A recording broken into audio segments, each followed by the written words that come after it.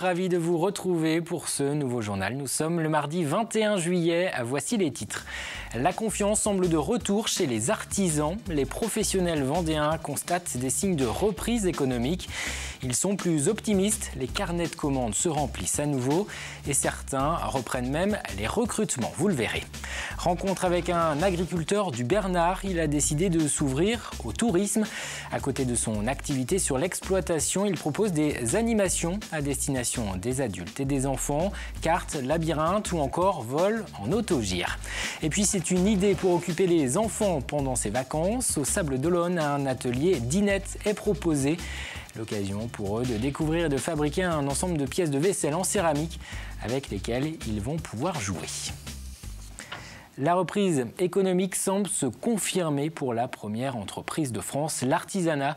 C'est ce que révèle le baromètre établi par la Chambre des métiers de Vendée. Sur les 6 premiers mois de 2015, l'activité des artisans a dans l'ensemble progressé. Ils sont même 20% à avoir constaté une augmentation de leur chiffre d'affaires. Et les quelques 12 000 artisans du département sont optimistes pour les prochains mois. Les carnets de commandes se remplissent à nouveau. Exemple dans une entreprise de La Ferrière qui fabrique des éléments en métal pour les immeubles d'habitation. Pierre Dalicieux. Il y a quelques mois, ce stock d'acier était 2 fois moins important. L'activité tournait au ralenti dans cette entreprise. Aujourd'hui, les choses ont changé. La quantité de matières premières a de quoi rassurer le patron et ses salariés. Là, c'est pour les chantiers à venir dans les 2 mois qui viennent. Oui. Il y a beaucoup d'heures de travail à venir et donc ça a un côté rassurant indéniablement, quoi. Ce fabricant de garde-corps et d'ouverture pour habitat collectif n'a pas connu de pic d'activité comme aujourd'hui depuis fin 2012, mais a pu tant bien que mal préserver ses salariés. Aujourd'hui, changement de situation, l'entreprise recrute et a même du mal à trouver du personnel qualifié. C'est compliqué de trouver de bons collaborateurs. Je recherche du monde, on a passé des annonces, on fait appel à des chasseurs de tête. On utilise des moyens comme Facebook, site internet pour recruter. Des gros bornes, s'il ne veut pas que ça dépasse. Dans les bureaux, même scénario, ce salarié vient tout juste de remplacer un départ. Il y a quelque temps, un remplacement aussi rapide n'aurait même pas été envisagé. J'ai connu ça il y a 2 ans, j'ai un personnel qui nous a quittés. Et on est resté 18 mois sans réembaucher. Et donc, depuis, voilà, j'ai 2 nouvelles personnes qui sont arrivées à mes côtés pour... C'est bon signe, ça. C'est un très bon signe, oui. Oui. Carnet de commandes presque plein, bonne visibilité jusqu'à septembre 2016. Cette entreprise n'est pas la seule dans cette situation sur le département. Mais du côté de la Chambre des métiers, on reste néanmoins très prudent. Elles sont plus nombreuses aujourd'hui qu'il y a quelques mois. Ce sont aussi des entreprises qui ont des projets d'investissement. La rentrée sera essentielle. Si les entreprises confirment le climat de confiance, confirment un redressement ou un frémissement du carnet de commandes, là on pourra effectivement se dire que les perspectives sont plus positives qu'il y a 1 an. Un frémissement qui ne concerne pas tout le monde, mais qui, s'il se confirme, pourrait lancer pour un certain nombre une année 2015-2016 plutôt encourageante. L'an dernier, en France, 25 personnes ont été tuées sur des passages à niveau. Le nombre de tués et de blessés a été divisé par 2 depuis 10 ans. Mais une centaine de collisions est encore recensée chaque année entre des trains et des voitures. Alors pour rappeler les règles à suivre avant de franchir les voies ferrées, des petits guides ont été distribués ce matin au Sable d'Olonne. Opération menée par SNCF Réseau. Il s'agissait de sensibiliser les conducteurs mais aussi les cyclistes. La Vendée compte 251 passages à niveau. 20 ont été supprimés ces dernières années. Il y en aura encore 8 à disparaître d'ici le mois de décembre. Depuis 2006, 21 collisions ont été recensées dans le département. Pour réduire ces accidents, une consigne, s'arrêter. C'est ce que nous rappelle Carole Guérand de SNCF Réseau. La priorité, c'est au feu rouge clignotant, on s'arrête. C'est impératif. Ce ne sont pas les barrières qui matérialisent la fermeture, ce sont bien les feux rouges clignotants. Il faut savoir qu'un train peut arriver dans les 20 secondes derrière, donc vous n'avez pas le temps de réagir. Et malheureusement, on constate, et encore aujourd'hui pendant l'opération, un certain nombre de personnes, qu'ils soient cyclistes ou automobilistes, qui franchissent les feux rouges clignotants. Un rapprochement entre la Vendée et l'Algérie dans le monde du handicap. Une convention vient d'être signée entre l'ADAPI Aria et le centre médico-pédagogique Abouda, situé à Tizi Ouzou, ville jumelée avec La Roche-sur-Yon. L'association vendéenne qui accompagne les personnes souffrant de handicap mental, moteur ou psychique va accueillir en stage et en formation des professionnels algériens. Le but, échanger sur les pratiques. Ce partenariat est soutenu par l'association Algérie-France Amitié. Le centre de Tizi Ouzou suit une centaine d'enfants et de familles concernés par le handicap. L'expérience et le capital professionnel d'ADAPI ne peut être qu'utile à la modeste association que nous sommes et au modeste centre que nous sommes. Nous avons surtout des pathologies très compliquées et très complexes qui nécessitent un meilleur entraînement, une meilleure formation de notre personnel spécialisé, qui sans doute a quelque chose aussi à donner à l'ADAPI, mais qui souhaite faire les choses de la façon la plus irréprochable qui soit. Je vous propose maintenant d'aller au Bernard à la rencontre de Marcel Boisseau. Cet agriculteur a réalisé il y a quelques années son rêve voler et il a décidé de faire partager sa passion. Il propose cet été d'emmener les vacanciers dans son autogire pour survoler le département. Il a également développé des animations pour les enfants, labyrinthe, karting, une activité touristique qui lui permet de compléter ses revenus d'agriculteur. Grégoire de Châtillon. Marcel Boisseau est agriculteur, mais voilà, en 2008, il réalise son rêve d'enfant, voler.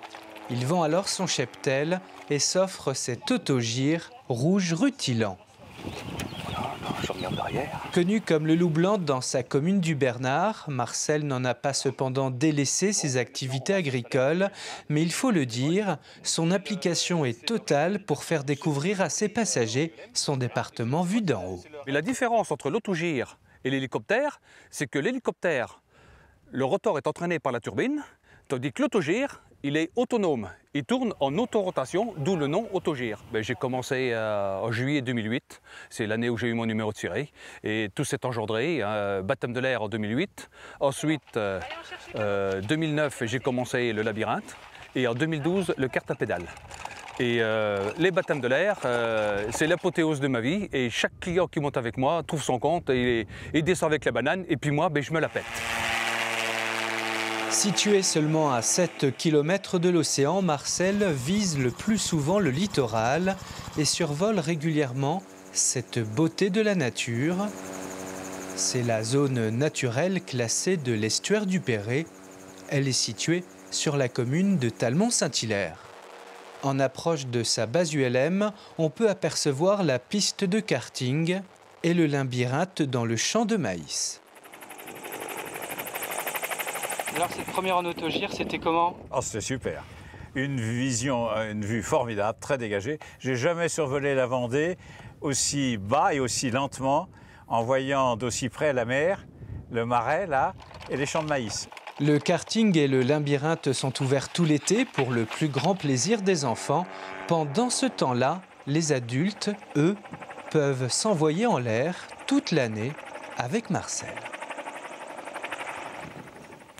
En cyclisme, repos aujourd'hui sur le Tour de France. Pas d'étape. À 5 jours de l'arrivée sur les Champs-Élysées, le Team Europe Carré à 8e sur 22 au classement par équipe.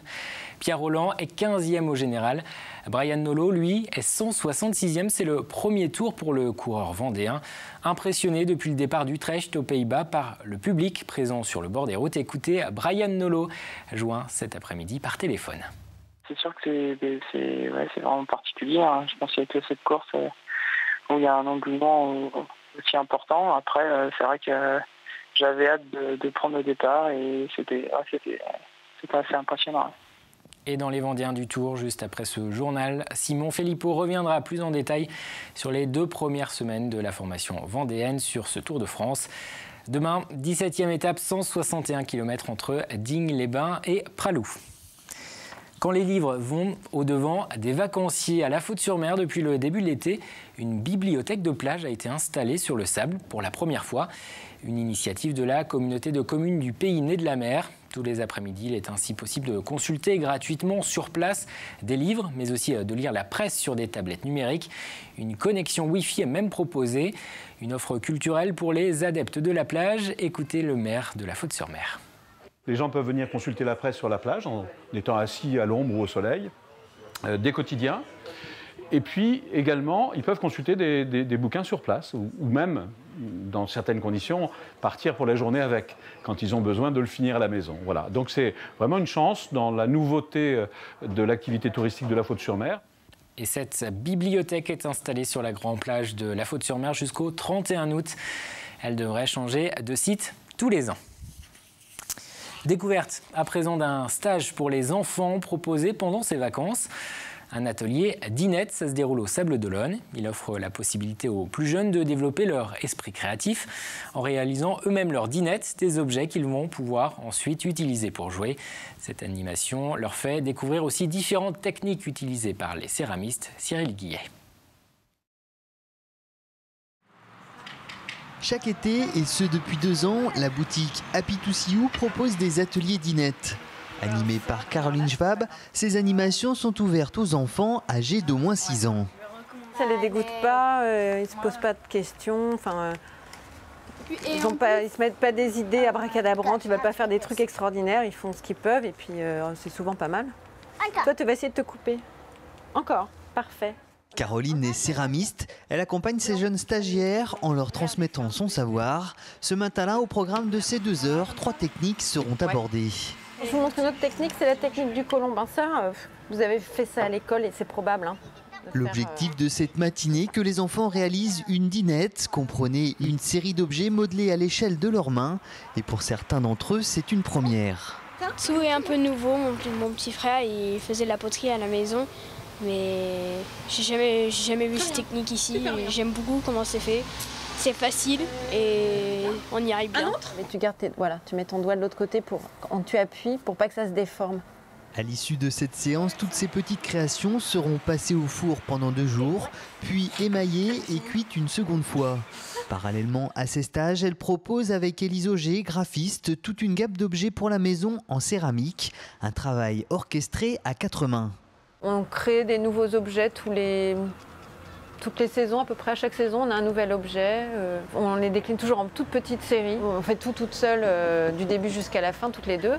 Des créations originales, tout autant que ces stages. Peut-être une bonne idée d'activité pour occuper les enfants pendant ces vacances. Quel temps pour ce mercredi? Ce sera un peu plus frais demain matin, 14 à 17 degrés. Il fera 23 à 26 au meilleur de la journée, sous un ciel partagé entre nuages et éclaircies. Le soleil devrait quand même faire de belles apparitions. Le détail des prévisions, c'est dans un instant avec Armel Pavageau. On se quitte sur ces images du littoral. Carte postale envoyée ce soir de Saint-Vincent-sur-Jard. J'aurai le plaisir de vous retrouver demain.